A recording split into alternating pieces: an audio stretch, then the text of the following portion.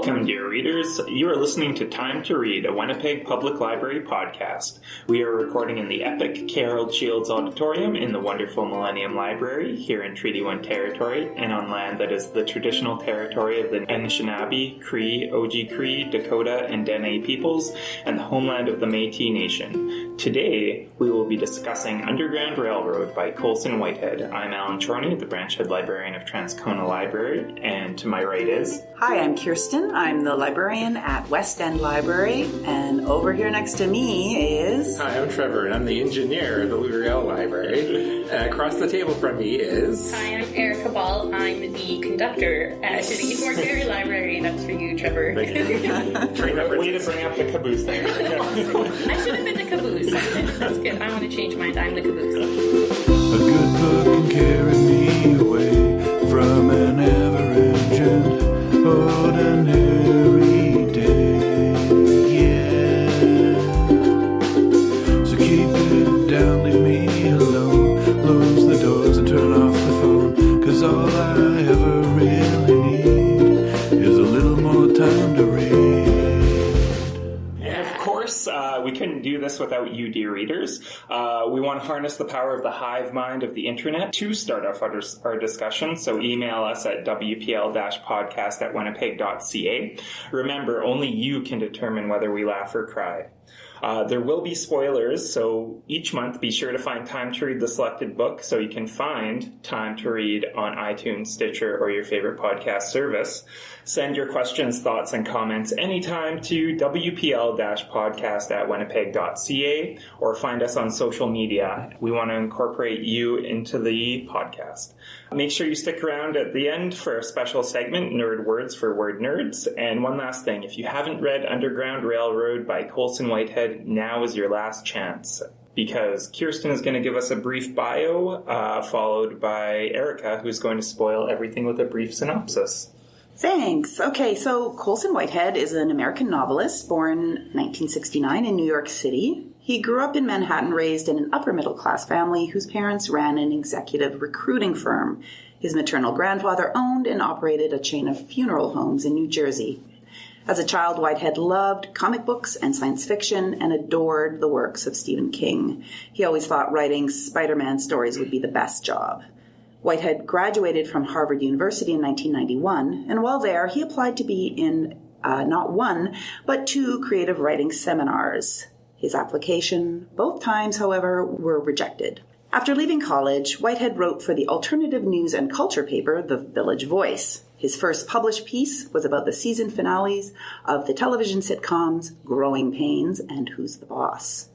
Since then, Colson Whitehead has written 6 novels and 2 books of nonfiction. His work covers a broad variety of subject matter.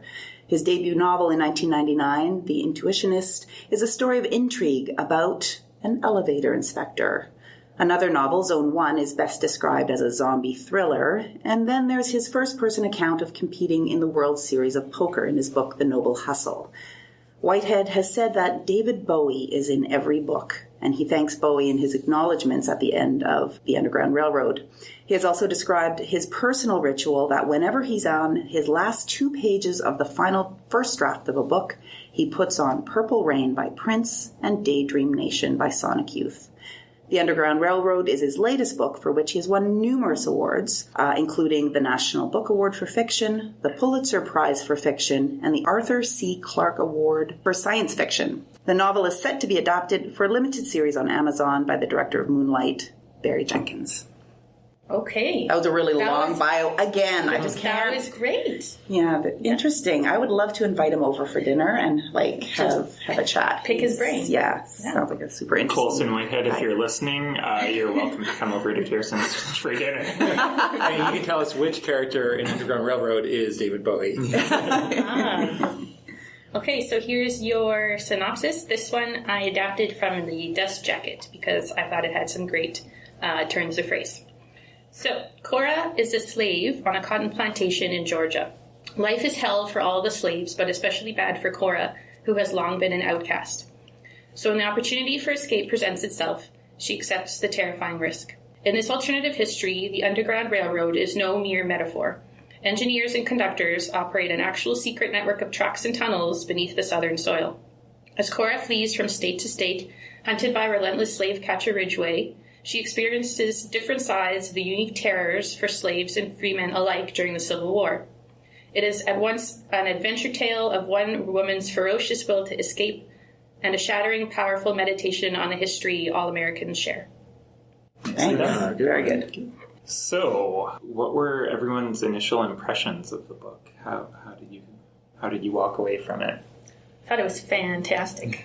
Yeah, I love this book. I read it last year. Read it really, really quickly. Loved it. Read it, obviously, just in the last few weeks. Loved it even more. Is there anything that you picked up on that reading it a second time that you feel like you missed? I think I picked up on more of the details of each of the states. I think whenever I read a book and it's just so chock full of action, I guess, I just read it so fast. And so I was able to spend a little bit more time and I guess get a little even more fully immersed, which was not a very comfortable thing to do, but that's okay. I think if I had to just pick one word to describe this book, it would be contained. For me, I loved it. I just loved, sounds weird, but I just loved the structure of it. I loved how it was so well thought out and planned that each state that Cora visits is given its own section. And I was imagining it was a little bit like Cora's garden in Georgia, where it was like the square foot garden and everything had its place in a world of chaos. In this world of chaos that we have this novel that's split into these easy to follow, digestible little sections, broken up with character sections. And I just thought, I know exactly I don't know where the story's going, but I love the idea that we're in this new section and it's like a reset and it's telling us something, but it's super entertaining and the narrative is pushing forward. But we have this structure and not only do we have the states, we have the character chapters in between, and then we have the small little postage stamp ads, if you will, that explain that are from plantation owners looking for lost slaves. And so each section kind of follows that pattern, and I thought it was just great how the horrors that are in the book are almost arm's length at some points because it's in third-person narrative, and you get this sort of feeling of the story's being told, but at this kind of interesting structure. So that was my first take. So you felt the horrors were sort of arm's length? Because I really found the horrors, because they were almost described in this kind of matter-of-fact way sometimes, and sometimes very jerkily, like just as an aside almost, that it was just even more disturbing and horrific. And, I think when I say arm's length, I don't mean that they weren't visceral, but I just mean that the casual way that some of them, like in the first section in Georgia, Randall wanted to show off that one slave that could recite the Declaration of Independence, and they go try to find him, and then one of the slaves said, he died, or he's dead. And the two disturbing things about that was, first of all, that the slave owner didn't even know that. Yeah. And secondly, it was just matter of fact. He died or dead. Yeah. And just that it was chilling, you know, but the way that it was handled and then just moved on. So like chilling how normalized? Yeah, I think so. Yeah. Well, so much of the stuff on the plantation was like that when the visitors had lunch. Well, somebody was being burnt alive. Yes. Yeah. And it's just, and his sort of casual way of throwing that stuff in really brought that home. Although I think that was a criticism that some people had of the book, was that it was just sort of, and then so-and-so was shot, and you're just sort of, it's easy to miss it. Right. If you're not reading carefully. Right. But that's the way things really happen. It's like, and then all of a sudden, they dropped. Like, you know, there's not usually like this slow motion gunshot, kind of thing going on. Yeah. I mean, what I really loved about it was that somehow, even though he was writing about the past, you felt like he was writing about right now, and writing about race relations and things like why people would feel the need to arm themselves to the teeth, expecting an insurrection, or expecting to have to protect themselves from an uprising. Or there was one special passage, it's on page 163, if anybody wants to check it out, where they're talking about quelling a slave uprising, and it says they strung up the guilty and, in the interest of prevention, a robust percentage of the innocent. Once the slain had been avenged, and more important, the insult to white order repaid with interest, the civilians returned to their farms and factories and stores, and the patrollers resumed their rounds. And I thought that was, like, for me, key to so much trouble that we're still seeing, which is it's this insult to order, and how dare people upset that rather than punishing, so-called crimes that are actually occurring. So I just... Was that in the North Carolina chapter? Was that yes. where Cora's in the attic being yes. Harvard? I thought that was such Martin. an interesting chapter too, because like Cora was never supposed to go to North Carolina, right? Like that station was closed because the white supremacy laws came in, and yet somehow she still got there, and Martin rescued her, and so she sees a whole side of this awful. We can talk about which states affected us. Yeah, well, the most or something, but that's one of the questions we asked on social media was which U.S. state left the biggest impression on you? Georgia, South Carolina, North Carolina, Tennessee, or Indiana, and why? And we got a response from Dave, who comes out of the West End. He said North Carolina definitely left the biggest impression because it was terrifying and oppressive.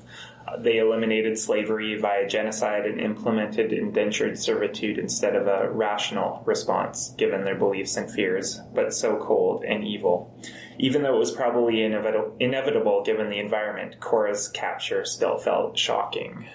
So that just goes to the scariness of North Carolina. I sort of had a feeling to a very like an Anne Frank kind of feeling with Cora in this attic and being the threat of being captured at any moment. I felt like that state was a very World War II, like the way Colson Whitehead wrote it. Like those are the images I was thinking of. Well, and it was inspired by a real person, Harriet Jacobs, and her memoir, Incidents in the Life of a Slave Girl, and she was, for 7 years, was in the attic of the space above her grandmother's shed as she waited for the opportunity to escape. So yeah, he said that he read those memoirs, but I think it's interesting though that you relate it also to Anne Frank, because I think that was kind of an interesting thing that happened with the sort of rebooting that he did from state to state in terms of time periods and then I think that sort of not following the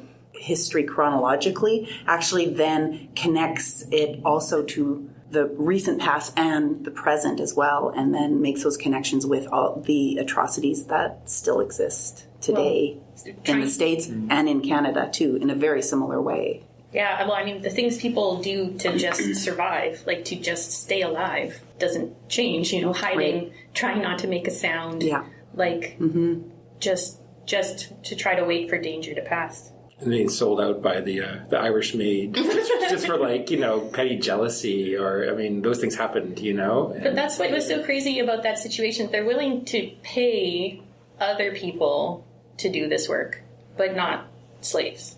That's what blew me away. They're bringing in other people that they're willing to pay, but not if you have black skin. Yeah. The other then image you're just going to die. From that North Carolina state that really stuck with me was the idea of the Freedom Trail. Yeah. Just this endless miles of people strung up. I had to look that up to see whether it was an actual thing, because it felt like something that, and similar things did happen, but that one didn't happen. Well, that was like something right out of like the Road by Game of Thrones is what reminded me of. The Road.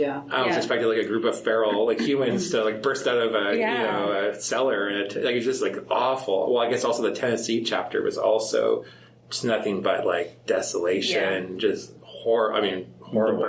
The burnt out. Just a post-apocalyptic nightmare. Wonderful book, though.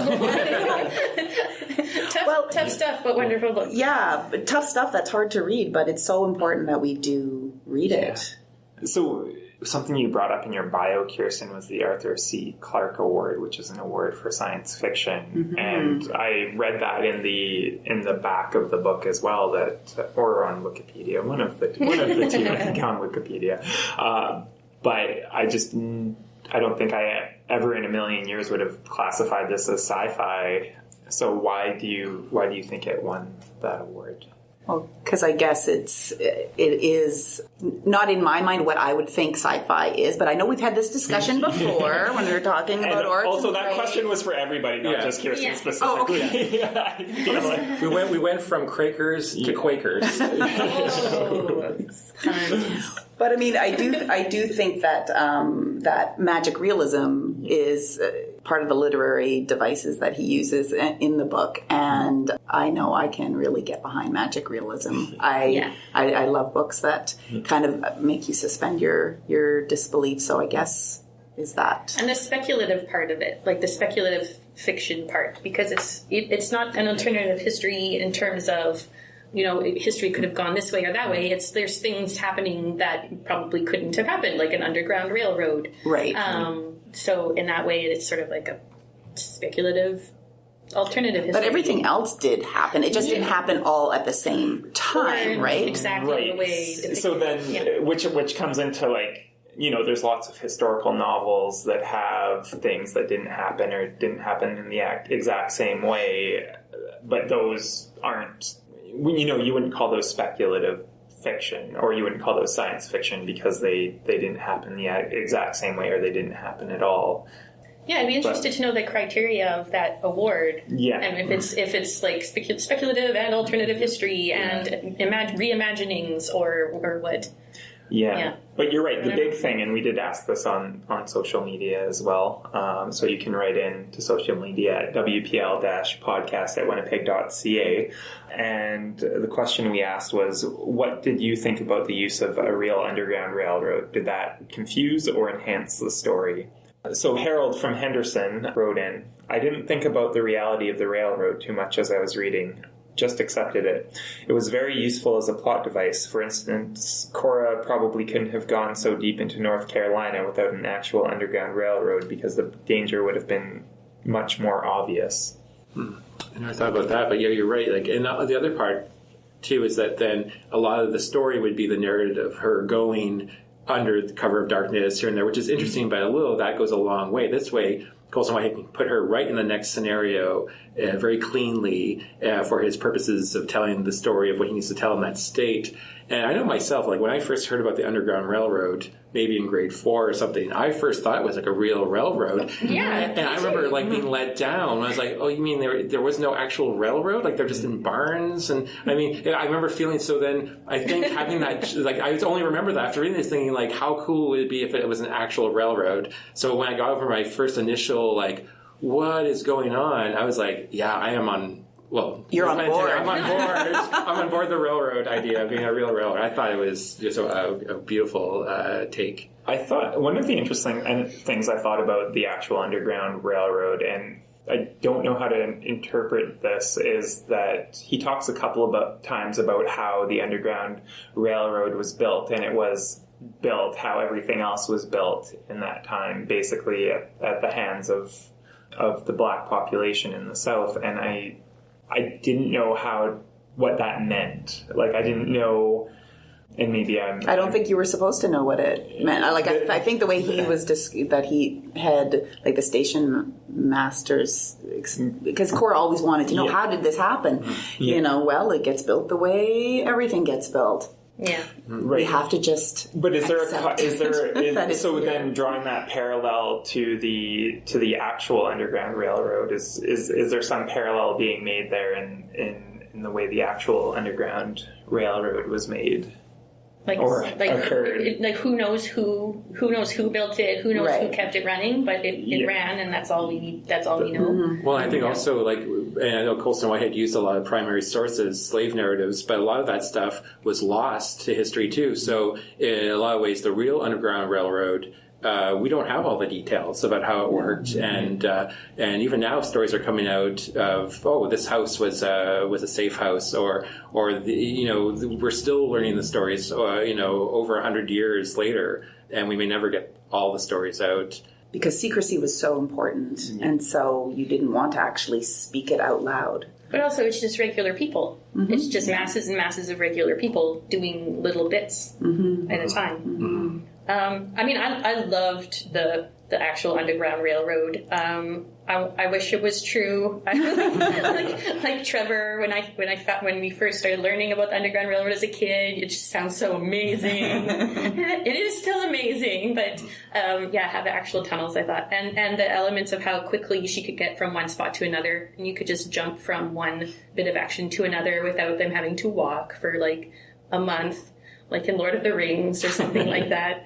But yeah, and so it was the other elements that I found more confusing for the story, like things like the Freedom Trail and things that were presented as being events in history that I wasn't sure if they actually were, or if it was just for the purposes of the book, like North Carolina's deciding to just kill everybody. So that was more confusing to me than the and my own knowledge of American history isn't that great, so there were times when I didn't really know either. Did this really happen? But then it didn't. That didn't affect my reading of the story. Like I know, because I was almost believing that maybe there really was an Underground Railroad. I could, like I said, I love magic realism, so I could just totally buy into it. And it's when she came out in North Carolina, and she saw the skyscraper. Actually, that was when I was like, that was South Carolina. South Carolina. Yeah. I was like, skyscraper?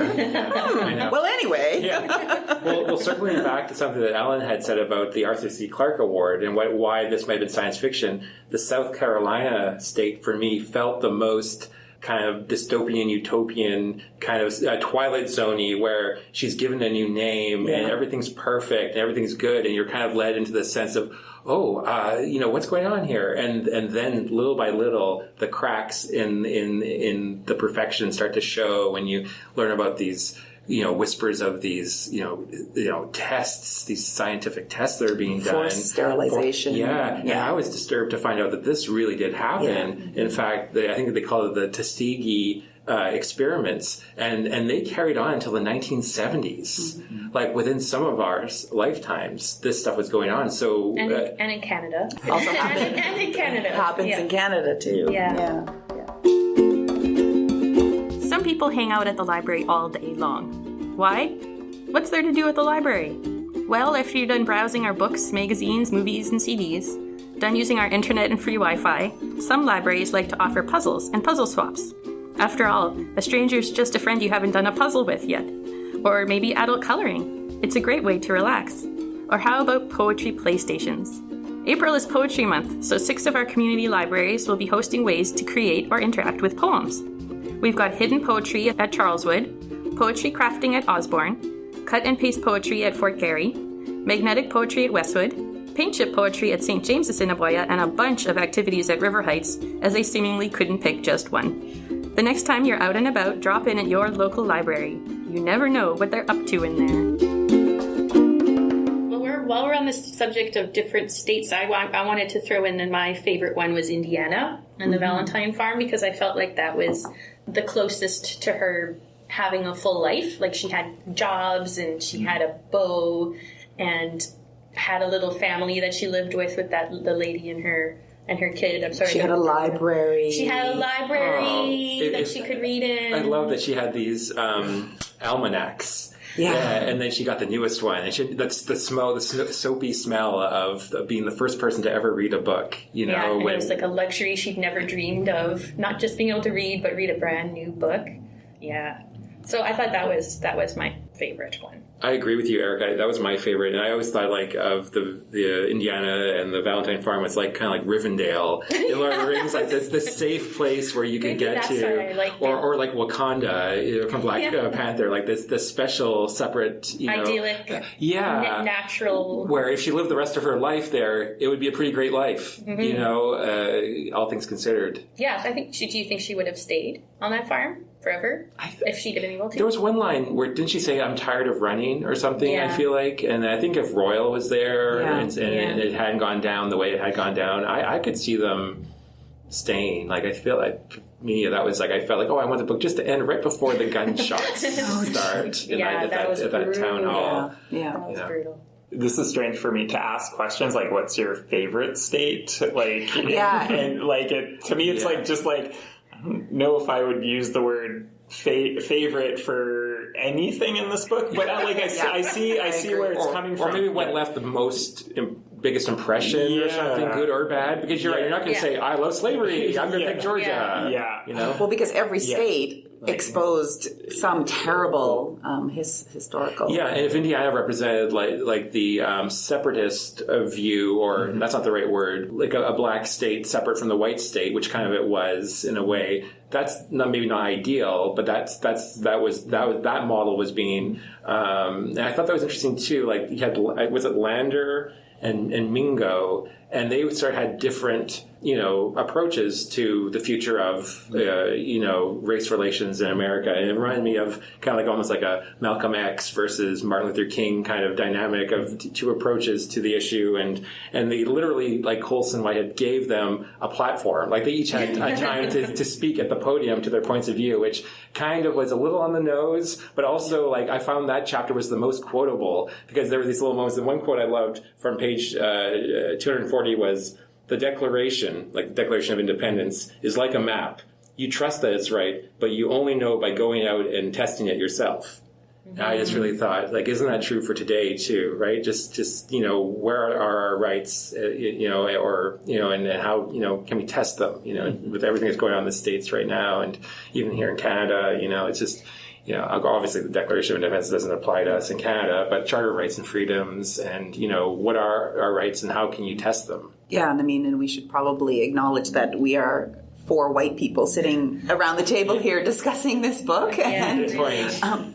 so it's a little, It's a little one-sided that way. Yeah. We definitely have a certain point of view. Like, I think you had just recently talked about an article about the plantation tours in the States and how the perspective is traditionally from the white landowners. And Colson Whitehead himself, heard in an interview where he said he took a tour out of New Orleans and it was all like, it wasn't all drinking mint juleps. They had to run the farms, and he was like, take care of the slaves. Yeah, but you said that's changing a little bit. There's a few new plantation tours that are run from the slave perspective, or tour guides that are people of color and that are coming forward and are being able to tell another side of the story. Yeah, and being a bit more political, I use quotation marks, in their historical interpretation and bringing more of the truth of the Black experience and the slave experience. I thought it was a really interesting article that I just saw shared on the library, American Library Facebook page. And we'll make sure that article is in the show notes, those will be included in show notes. Well, and another example is a little closer to home, where maybe looking at other perspectives is, here in Winnipeg, for those listeners that are not from Winnipeg, we have a museum here called the Manitoba Museum, and the sort of centerpiece for that museum is this ship called the Nonsuch, which was all about the first ship that came over for the fur trade. And it's closed right now for a few months, and they're redoing the exhibit. And what they're doing is they are moving the timeline 1 year forward in the exhibit. So instead of the ship about to leave England going over to the New World, it's when it's come back.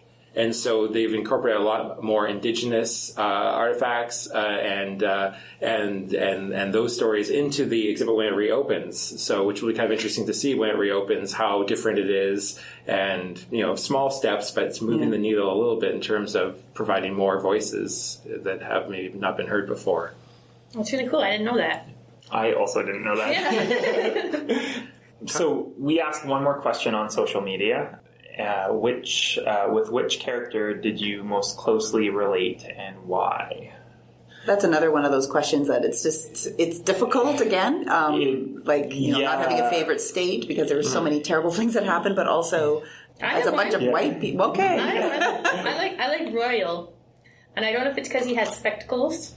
You gotta love any character with spectacles, but also he was just like this cool, collected guy who gives her a nod when he first sees Cora, and then that's who you most closely relate. Yeah, excellent. Yeah, I love it. I'm just I loved him right away, and I'm like, I want to be like Royal. And then he helps her escape, and then he's just this nice guy who's trying to do whatever, and I wanted them to just live happily ever after. Brings her books. He's a book guy, so.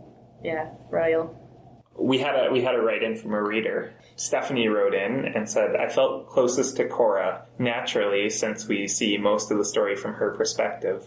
She was so intelligent, strong, and tough, it was impossible not to admire her. I'd regularly forget that she was just 15 years old. In terms of characters that are closer to myself, I'm afraid I'd probably be most like one of the white residents of South Carolina, feeling pleased with helping the less fortunate without always really understanding or acknowledging the dark sides of the help that my people have been offering. So that shows, I guess, two sides of the coin there. You know, there's a lot of characters that are worth admiring in the story and relating to at the same time as acknowledging the fact that we can't ever really relate to, there's certain levels that we just will never be able to relate to the characters in the story. Yeah, sure. And often when I read books like this, I'm struck by the courage and like the bravery of Cora, and I don't think I could ever be that brave. Yes. But then even when I read about people who helped within the Underground Railroad, like in the real life one, and did those, like you were saying, sort of these small tasks of bringing people and sheltering them, or in during World War II, and I think, would I have been brave enough for that? Like, we read about them decades later, and we think we would, but I don't know. Yeah, I think that's something I thought about a lot in reading this book, and it comes down to, like, it's often explained as like the driver fallacy, where if you ask people how good of a driver they think they are, 80% of people say they're above average, which is statistically impossible. And so it's the same way, right? You'd like to picture yourself, as one of the good people in the past who would be, helping with the Underground Railroad, but you have to really look at yourself and ask yourself, if you were raised in that society,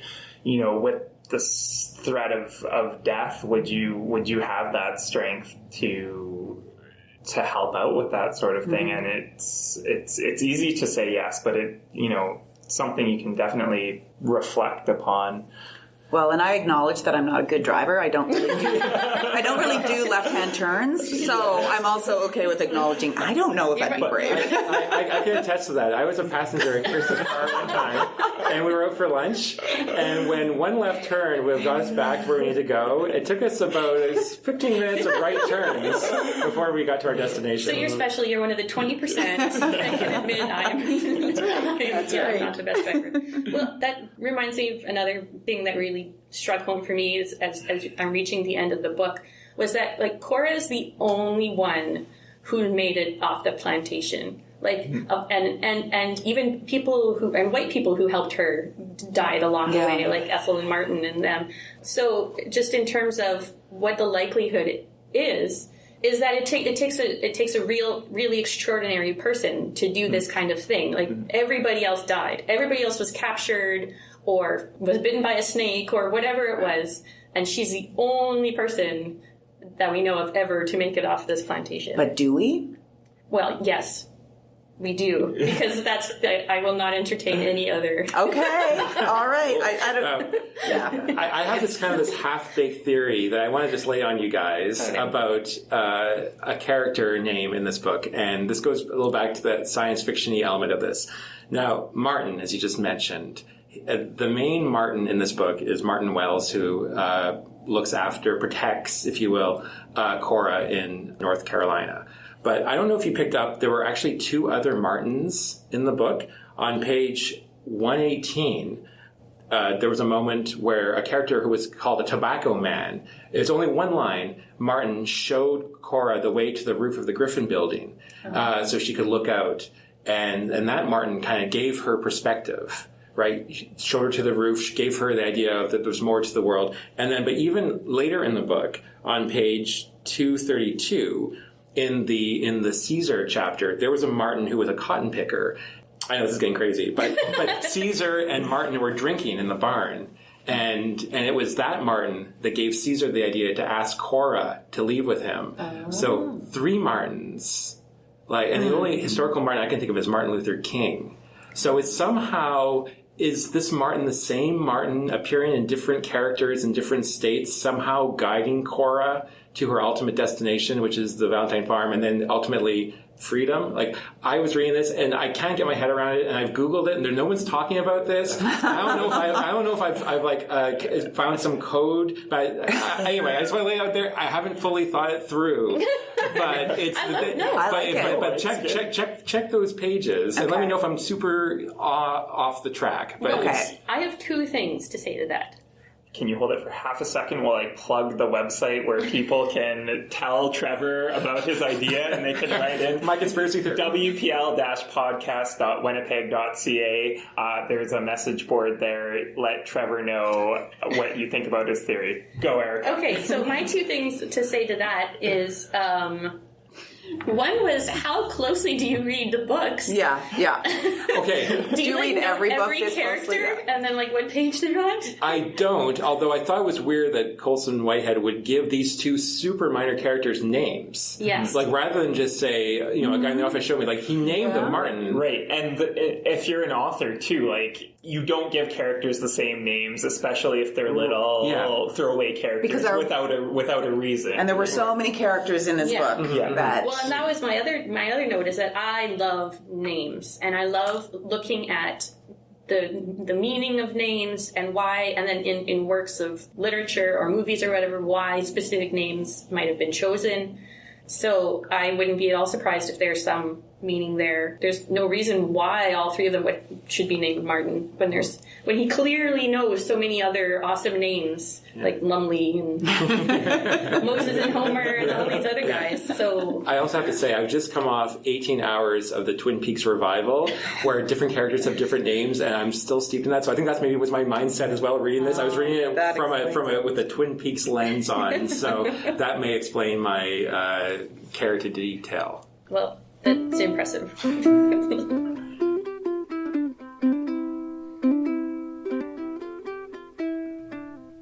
Hey, Trevor. Hey, Kirsten. Looking forward to April 11th? What's happening on April 11th?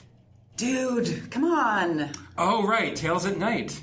Actually, we're calling it Library Happy Hour now. We are? Yeah. Since when? Since forever. Everyone's tweeting about it. Huh. Anyway, do you want to tell people what it's all about? Oh, sure. Tales at Night, or Library Happy Hour as some call it, is a super fun, free event held at the Goodwill Social Club at 625 Portage Avenue. It's an adult story time. You come, you get a drink from the bar, a bite of food from Have a Nice Day, this great restaurant attached next door, and listen to some short stories read by WPL staff like you and me. Yeah, we've got a great Roald Dahl on tap for you. See what I did there? On tap. He wrote for adults as well as kids. And I'll be reading a creepy Ursula Le Guin. Rest in peace. Don't forget to talk about the prizes, too. Oh, yeah. We'll have door prizes and a pop-up library where you can sign up for a library card and ask us any library-related questions. Or even unlibrary-related questions. We are real good with all the questions. Also, our writer-in-residence, Jennifer Still, will be presenting something as well. I can't wait to see what she comes up with. April is Poetry Month, so I have a sneaking suspicion she'll probably have a few poems up her sleeve. What time does it start? 7:30. But get down there early if you want a good seat. We will have some carpet tiles if you want to get that full-on storytime vibe. I can't wait. And if you stick around afterwards, you might even see us doing karaoke. Really? Well, we'll see. Wednesday, April 11th at the Goodwill Social Club. 7:30 p.m. Just like the old saying, library tales at night, sailor's delight. That's not a saying.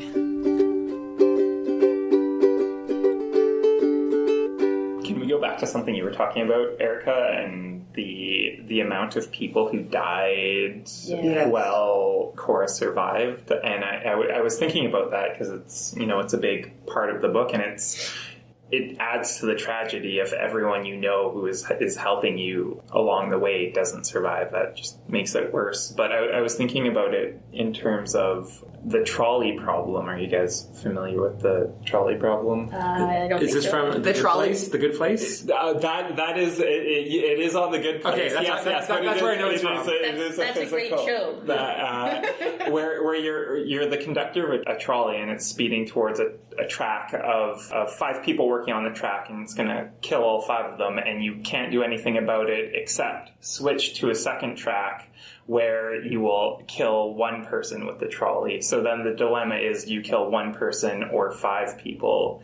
And what's the answer to that? And one of the common responses is that you from a utilitarian point of view, you kill 1 person, and then so 5 live. But in Cora's situation, if you think about it, the parallel could be, well, was it worth Cora going on this journey? And even though all these people die as a result of that choice, and for me, it's obviously, yes, that's, a fight that people have to take. So I just it's an interesting way of looking at the trolley problem in terms of, sometimes it's not just a utilitarian response to... Well, and because the other thing that I guess differentiates that from the trolley problem is that it's not Cora's actions that's killing people. No. It's the horrible situation that shouldn't be around in the first place.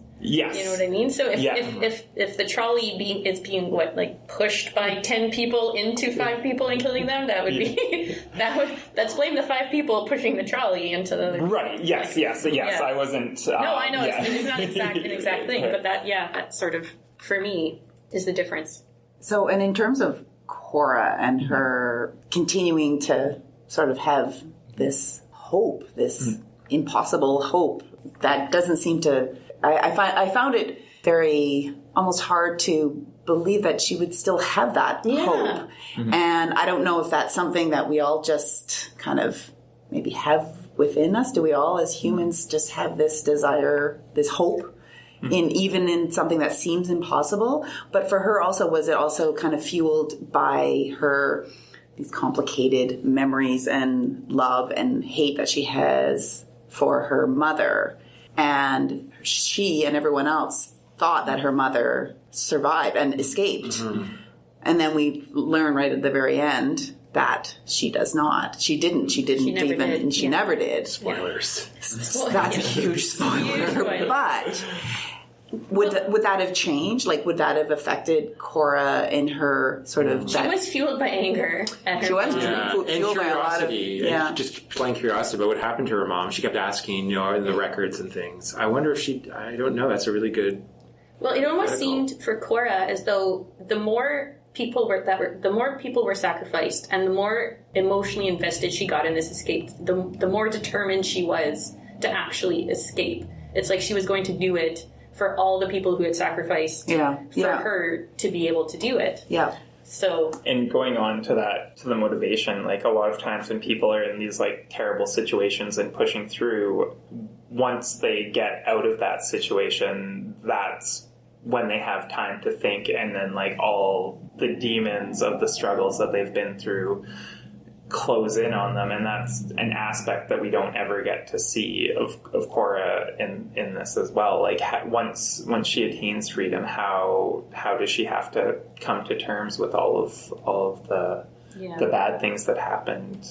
So were we supposed to just suspend our disbelief enough to believe that she actually did make it out and make it to freedom, or did she die at the end? Oh no, she was out. Yeah, for sure. Yeah. You didn't read it like that? Well, no. I mean, that's how I read it at first, and then thinking about it more and see, and I just that was a lot of suspension of disbelief to think that with her broken leg and shattered body to be wasn't that a trolley that she was using a jigger car to kind of maneuver and breaking the way through the tunnel herself for however many days, and then finally to make it out, and then have these 2 white carriages kind of pass by her, not even seeing her or recognizing her, and then the final carriage or wagon that comes by with Ollie, this old black man, and he, come on, join me. And who was he? Well,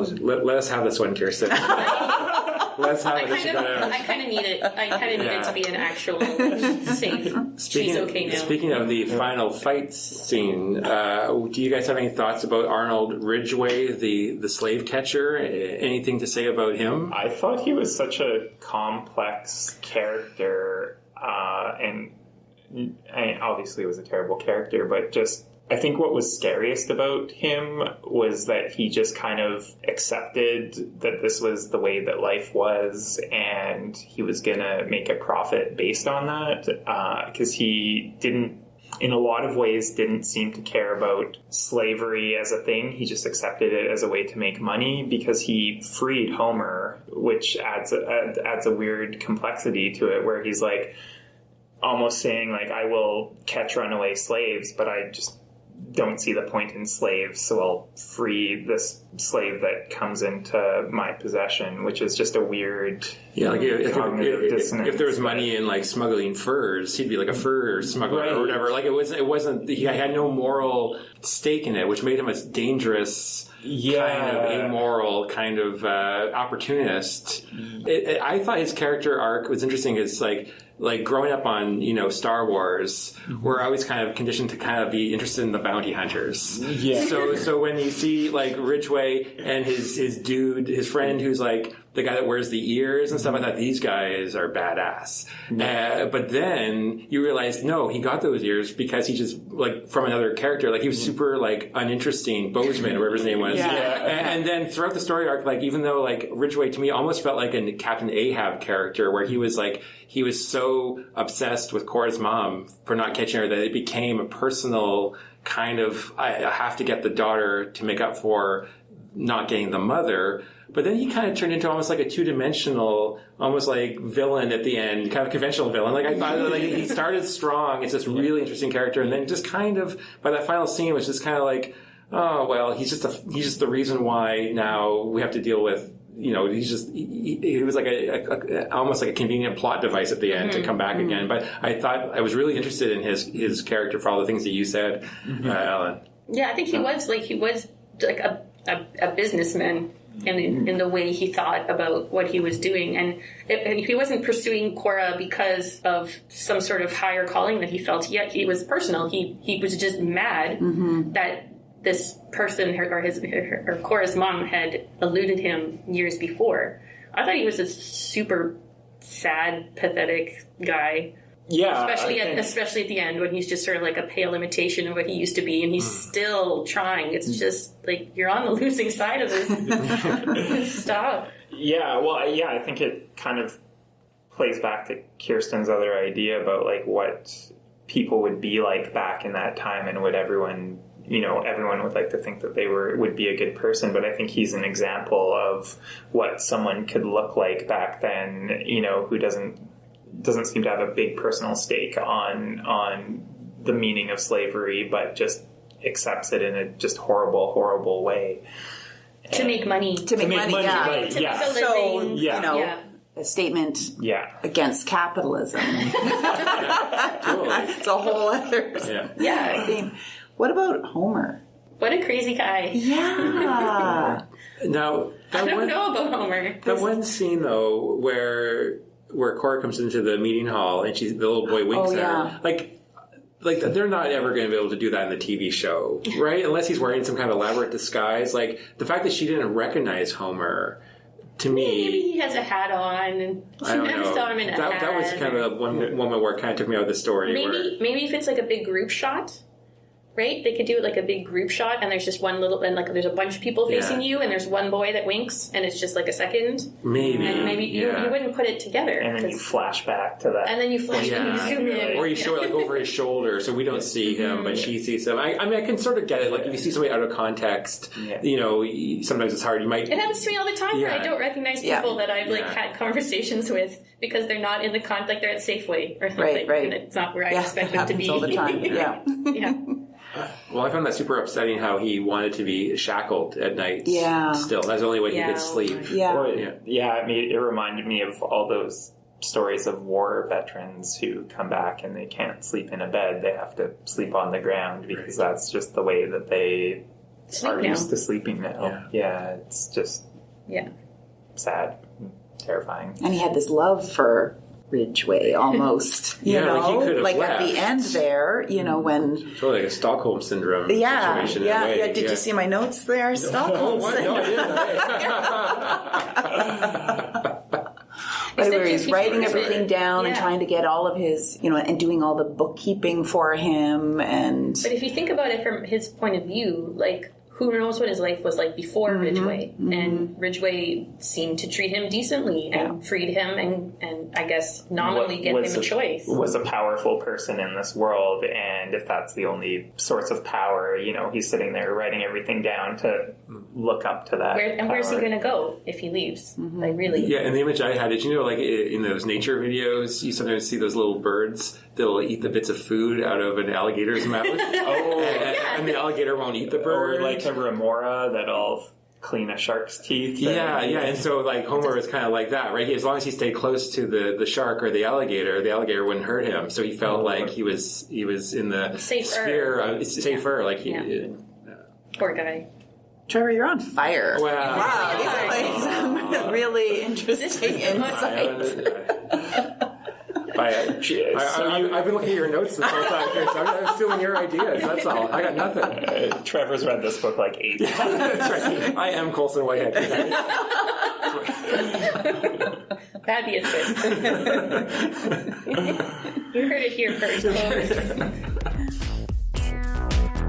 If you love newspapers and magazines, or just want a way to get at them more conveniently, Winnipeg Public Library has you covered.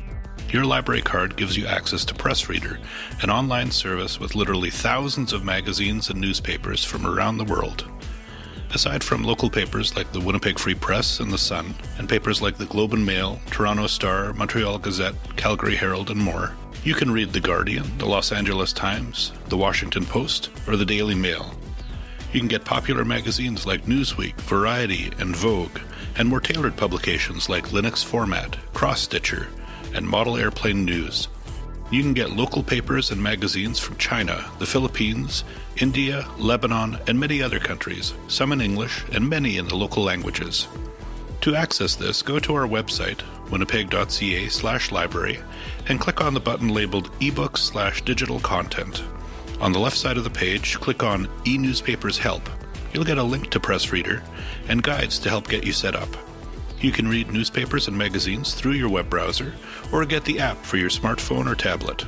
You can even set up the app to automatically download the paper each morning, a great way to stay up to date with the local news. There's only one downside. You can't line your cat's litter box with these papers. So we were going to try something new this week and give some read-alikes before we give some final thoughts. Yeah, we were going to call it Read-alikes Roundtable. Did you remember that? I did not remember that. Yeah. Read-alikes Roundtable. Yeah, it's a new segment. Read-alikes Roundtable. Read-alikes Roundtable. Brought to you by Trevor. Well, I just thought because we're all librarians, and one of the things that we do our daily jobs is, well, someone say, well, I like this book. Can you tell me a book that I would also like? And so I thought of a book. So, should I maybe go first? You go for it. I brought the book, and so with the power of podcasting, no one can see this but those of us in the room, but it's called Elijah of Buxton by Christopher Paul Curtis. It came out about 10 years ago and won a bunch of awards, including a Newbery Honor book. It says Newbery Medal here. That's not right. Oh, my. But still an honor. Still good, you guys. Yes. And the Coretta Scott King Award. And what it is about is Buxton is a community in southern Ontario that was made up of former slaves. And Elijah is the first freeborn person in this town. So he's born in Canada, he's Canadian, but his parents were former slaves, and everyone in this community were slaves, and his parents say a little fragile. He's scared of snakes, and he's scared of ghosts that he calls haints. And it's about his story, and at one point during the story, he has to go into the States to help a friend, and he gets caught up into the whole slavery Underground Railroad, and it sounds like deep and heavy, and there's deep and heavy parts, but it's also super funny, and the voice of Elijah is just a joy to read. And I started reading it again. I read about 10 years ago, and I'm going to just read the whole book again because I'm enjoying it so much. So Elijah of Buxton by Christopher Paul Curtis. Nice. Is it actually in our kids department? Like, it's suitable for kids it is. as well? Yeah, it's our kids. So it's a children's. Yeah, I should say it's shelved in the children's section, but it's my recommendation. If you enjoyed Underground Railroad, give this one a try. Great. Look, sounds good. Yeah. Okay, so mine was a book club favorite a few years ago. So it may already be on some people's radars. It's called The Kitchen House by Kathleen Grissom. And it's about 18th century Virginia. But it actually, it centers around Lavinia, who is a orphaned 7-year-old Irish indentured servant. So a slightly different perspective, but they brought Fiona in Underground Railroad, and so that's sort of one of the things that reminded me of it. So she's been orphaned, so she's taken in by the daughter of a tobacco plantation owner, and the daughter is a illegitimate half-white daughter, and she runs the kitchen house, which is why it's called the Kitchen House. So like Cora, Lavinia is an outcast. This time because of her race. She's the only white indentured servant working in the house, even though she becomes close to other slaves working in the house. And there's, so similar to Underground Railroad, there's brutal parts, there's gentle parts, and it's based on the complex social order of the plantation, which runs on violence, love, power, race, corruption, all these. So highly recommend, if you liked Underground Railroad, to pick up The Kitchen House by Kathleen Grissom. I'm going to jump in here before Kirsten goes. No, that's fine. I don't. Because she already stole my number one read-alike. She mentioned Incidents in the Life of a Slave Girl. Oh. Which I read several years ago, but I didn't know till you said in your bio that this was specifically something Colson referred to when he was writing this book. Luckily, I do have a second one, which hopefully I'm stealing from Kirsten. But this one's called Underground Airlines. No. I was thinking about mentioning that. By Ben Winters, which is also an alternative history, more so than Underground Railroad, because this takes place in around present day, and there was an alternate U.S. history where slavery in the South was allowed to continue. So it's all about the United States and how it would have survived to the present day with this divide, and the main character is a black man who is working towards gaining his freedom by acting as a slave catcher to catch runaway slaves. It is, it's definitely worth reading. So, what was that one called again? Underground Airlines. Oh, okay. It'll be in our show notes. Of course. I'll have to click on those. But is it actually an underground airline? It is not. It is not actually an underground airline. Well, that's disappointing. So, Colson for the win for that one. No, Colson Whitehead, if you want to write another book called The Underground Airline that's actually about an underground airline... Yeah, we're here for you. If anyone can do it. If anyone can do it. Yeah, exactly. I didn't really come up with one. I didn't realize that it was really going to be a thing during this podcast. Although I do have I do have just a title. Their Eyes Were Watching God by Zora Neale Hurston, who actually was one of the few black writers who was part of the Federal Writers Project that Trevor alluded to. Whitehead had done a lot of research into this book, and so he looked at all of these, this Writers Project, which had been established in the 1930s, and it gathered, I think, over 2,000 slave narratives. And it's problematic in a lot of ways in terms of most of the people that went out gathering the stories were white, but there were a few black writers, and one of them was Zora Neale Hurston, who wrote the very excellent Their Eyes Were Watching God. Before we leave Underground Railroad, any final thoughts about the book? We would all recommend it. Absolutely. Definitely. Yeah. Absolutely. I had one other quote that I wanted to share because it personally made me feel better. It was Royal talking to Cora after she's kind of filled him in on the horrors of her life to that point. And he told her that every one of her enemies, all the masters and overseers of her suffering, would be punished. If not in this world, then the next. And then this is the line that I really liked. For justice may be slow and invisible, but it always renders its true verdict in the end. And then further down, it says, she didn't believe what he said about justice, but it was nice to hear him say it. Then she woke up the next morning and felt better and had to admit that she did believe it, maybe just a little. So I thought that was a nice... What a great way to read us out, Erica. There we go. Little hope. So now it's time for Nerd Words for Word Nerds, the part of each show where each of our hosts picks a word, defines it, and then explains why it's been tickling their tongue for the past month. Who wants to go first? I'll go because mine is a regular kind of word. Nice. I tend to gravitate towards these just like everyday words rather than fancy words, although sometimes I do. But it's March, because this is the month we're in, March.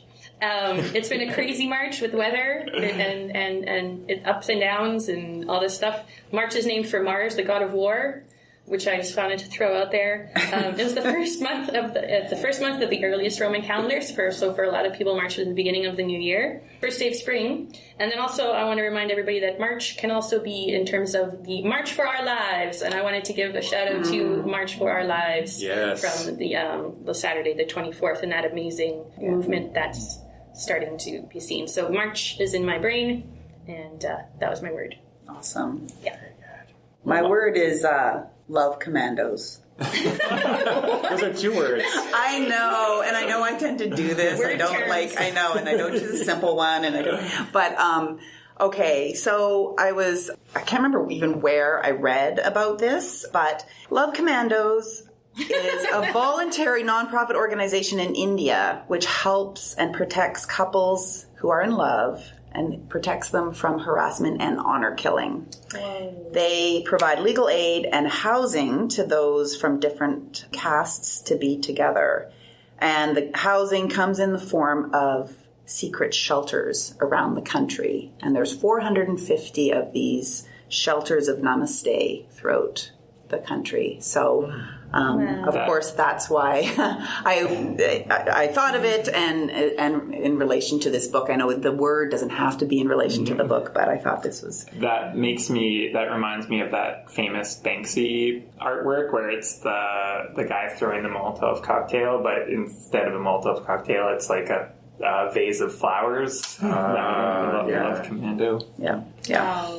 What a nice word term. Nerd terms. Term nerds. I was bugging Kirsten for having a 2-word word, but mine is also a 2-word word. As we're recording this, we're right in the middle of Holy Week. We just had Palm Sunday. We have Good Friday tomorrow, but today is perhaps the holiest of all days, the first day of baseball. And so, like, where's he going with this? So my word, you can put a hyphen in it, so it really is like one word. It's defensive indifference. And what that is, it's a baseball term for late in a game, if a team has, say, a player on first base and they attempt to steal, but let's say the score is really out of control and the other team isn't worried about that player. They're only worried about the player at the plate. They won't do a play. They won't try to get him out. And when that happens, the scorekeeper can score that as defensive indifference. and the result of that means the runner will not get credited for a steal, even though he successfully gets to the base. And I just love the idea that in sports, there's a term like indifference. Like, we don't care. The outfield is just like, take it if you want. So I also think it's a type of posture I try to put across. Just defensive indifference. So that's my word. Go Jays and defensive indifference. Yeah, and a new life philosophy. I know. I've like written it down. Defensive. I think I'm going to cross stitch that on my next. Yeah, I'm happy to be your life coach. So I'm going to join the club and make Erica feel left out because my word this week is also a 2-worder. Whoa! Fill me in, guys. I'm going to come up with 2 words. I'll stick with March. March. So every year, Merriam-Webster goes through and they add a bunch of new words to the dictionary, like 850 or something. And this year they added dumpster fire. Oh. So I chose dumpster fire because I think it's an hilarious term, and to prove it, I brought in something that sits on my desk at work. It is a little I've been wondering. Lego dumpster fire which I thought was hilarious. It's a recycling bin fire. Of course. It's a dumpster fire, Lego, yes. But I thought it was hilarious, and I think it's especially funny because it's knockoff Lego, which if you're into Lego at all, you just don't get knockoff Lego. So it's got this whole dual level of dumpster fireness because it's dumpster fire Lego. So the official definition is an utterly calamitous or mismangled situation or occurrence or a disaster. Urban Dictionary rates it as slightly better than a train wreck, which I don't know if that's true, but although I guess I don't know. No, I'd rather be in a train wreck than a dumpster fire. But I also like it because I think it's orally pleasing, the term dumpster fire. I think it's an elegant way of talking about something being a disaster. I think it sounds pleasing, like cellar door. Cellar door, I was going to say. Cellar door. I think I had some defensive indifference. Word, actually. I'll let you have it. I don't really care. But we'll put a picture of the Lego dumpster fire in the show notes. And a picture of Kirsten looking defensively indifferent. Yeah. So thank you so much, dear readers, for joining us on our tertiary voyage of the Time to Read podcast. We hope you enjoyed it as much as we have. Now I can officially reveal our next book. It's The Ocean at the End of the Lane by Neil Gaiman. Find it at your local Winnipeg Public Library branch. We can't make this podcast without you, so please email us at wpl-podcast.winnipeg.ca with comments or constructive criticisms you have about the show. That's wpl-podcast.winnipeg.ca. Remember, rate us 5 stars on iTunes, and until next time, make sure you find Time to Read. Thanks for joining us for this episode of Time to Read. We were discussing The Underground Railroad by Colson Whitehead. Time to Read is a production of the Winnipeg Public Library. Your hosts today were Alan Chorney, Kirsten Werman, Trevor Lockhart, and Erica Ball. Our webmaster is Aaron Seaburn. Our social media guru is Regan Brew. Audio production and music by Dennis Penner. Some of our comments and questions today came from Dave, Harold, and Stephanie. We want you to be part of the show too. Email us at wpl-podcast@winnipeg.ca with suggestions for books that you'd like us to read and discuss, and comments and questions about the book we're reading for our next show.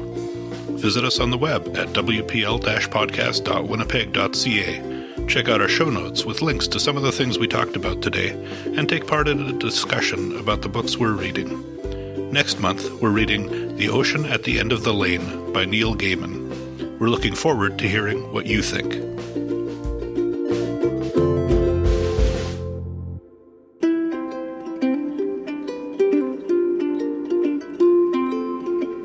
All I need is time to read. All I need is time to read. All I need is time to read. All I ever really